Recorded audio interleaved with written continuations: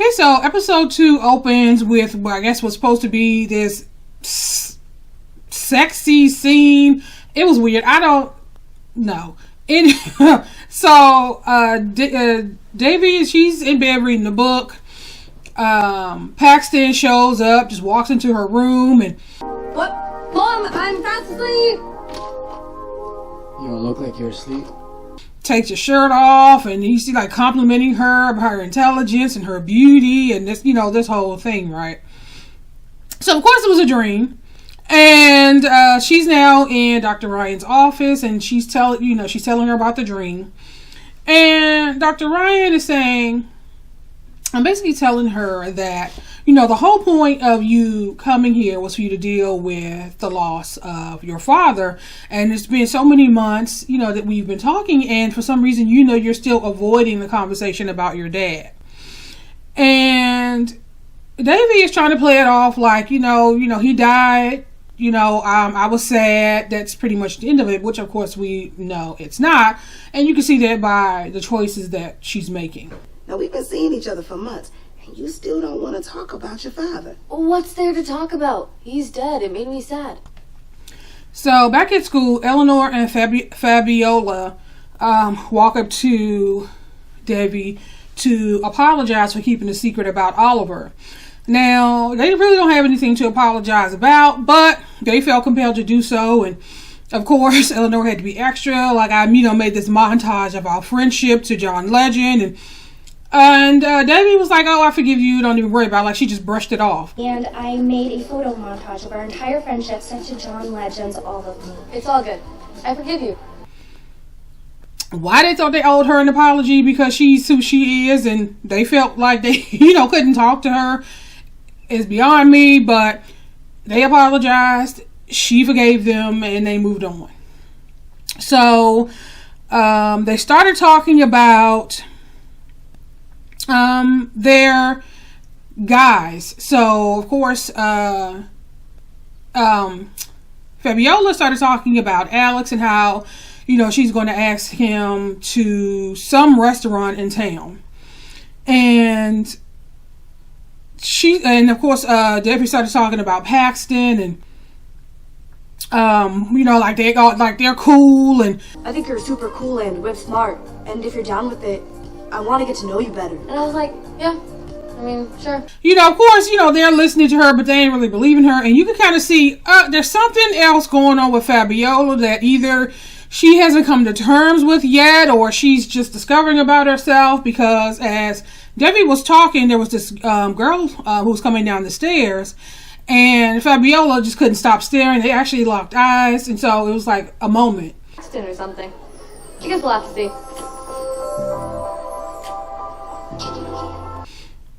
So it's like, oh, okay. So there's something going on with Fabiola that she's discovering. So Nalini, I believe that's her name, that's Davy's mom, she's cleaning out the garage or looking for something. Kamala comes out saying that she's ready for her interview, or her interview, basically is an interview, but her meeting with her potential husband's parents. And of course, she turned around to see what Kamala was wearing. She's like, oh, okay, so what are you wearing? And so she's like, I'm wearing this. And she was wearing some jeans with a button up and a blazer. And she was telling her, girl, you can't, wear that. Basically, these are traditional people. And, even though, you're a career woman and, that's a good thing and we know that, they don't need to know that. Yes, you look like a careerist Western woman, which you obviously are. They don't need to know that. The only thing you need to convince them is that you can cook clean and take care of their son. And Kamal was like, that's kind of sexually confusing, isn't it? And she was like, yeah, it is, but I mean, that's basically how the game goes. So, she's trying to educate her on how to make this work. So back at school, Paxton is hanging with his crew.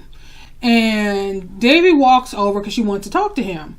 And so, of course, he went over to talk to her, and she was saying, oh, I just wanted to follow up on the conversation that we had. And he so very nonchalant to say, oh, about the sex thing. And ask if you wanted to hang out later? Oh, you mean, like have sex? He was like, sure, we could just meet up after school. And so she's like, oh, that's kind of soon. And she was like, well, I can't, I would do it tonight, but I have orchestra and we could do it at some point this week.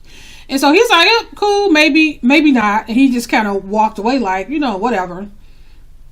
And, she kind of just walked away like, oh, okay. So now she's in orchestra, it's her first time back since the incident that happened last year.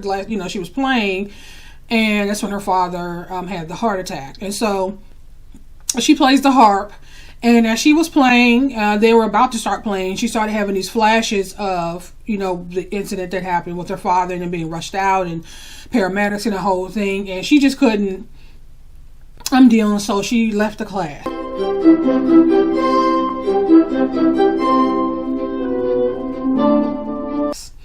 And so she caught Paxton as he was leaving and basically told him that her schedule had opened up. So they made it to his house and he's now in the garage. He didn't even take her in the house. So this whole thing is supposed to go down in his garage. And she's clearly not ready. So he ends up taking his shirt off and he's telling her about how he had to shave his chest or something and how it could be kind of rough. It could irritate her skin, trying to let her know what's up. And so she kind of feeling on him, and then she was like, you know what? I forgot. I have to go home. So we're going to have to reschedule this. You know what? I just remembered. I have to go home. So obviously this kind of tug of war she's having with herself should tell her that this is not something that she is ready for, but she's not ready to admit that to herself. So as she arrives home, she saw her mom. Her mom was talking to a guy about selling her dad's motorbike. What the hell's going on here? Devi, is that any way to greet your mother and your neighbor? And she wasn't happy about that. She, was basically like, I'm almost 16. So, I could use it, when I come of age, go through the whole process. And she is saying that, she doesn't want to keep it and it's her decision to make. And, she ends up calling her mom a bee and storming in the house. Mom, you're being such a bitch! Yeah, you better go to your room before I give you a smack! And I thought, oh, wow. I guess only on TV. Well, not only on TV, but it would never happen in my household I grew up in. But okay, so when we start calling mama's names to their faces, okay. So later that evening, Fabiola and Eleanor came over. So they were supposed to be studying, doing their homework. And, she's talking about, they wanted an update because they saw her get into Paxton's truck, to go to his house. And so, of course, they want an update and, what was it like and how, basically how does he look naked, asking all these crazy questions. And, they talked a little bit. And so they decided, they wanted to do research. So you see them all surrounding this laptop. You're trying to figure, okay, what in the world are they watching? So they on Wikipedia looking up at Kegel exercises, right?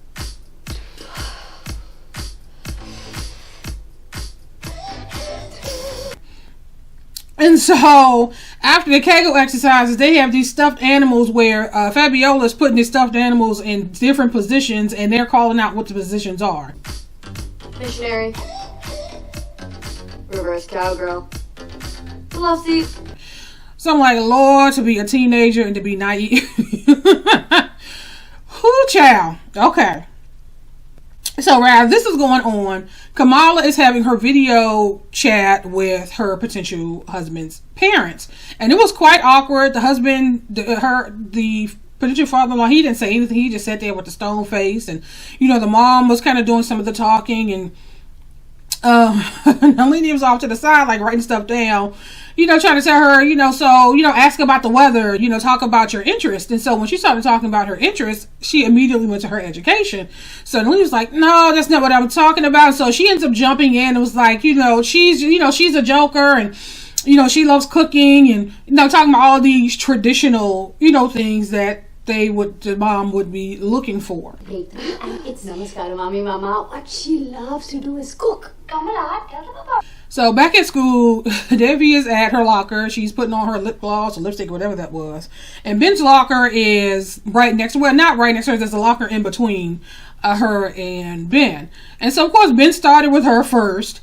And he started saying how she should stop putting on so much makeup because it accentuates her mustache. And so she was like, at least I can grow one.